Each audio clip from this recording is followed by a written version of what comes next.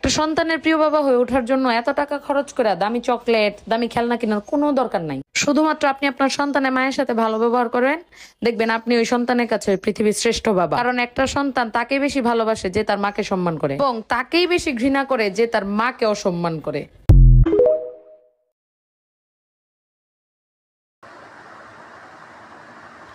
বুকের মাঝে যতন করে রেখেছিলাম তোরে, সেই খাঁচাটা ভেঙে চুরে চলে গেলি দূরে।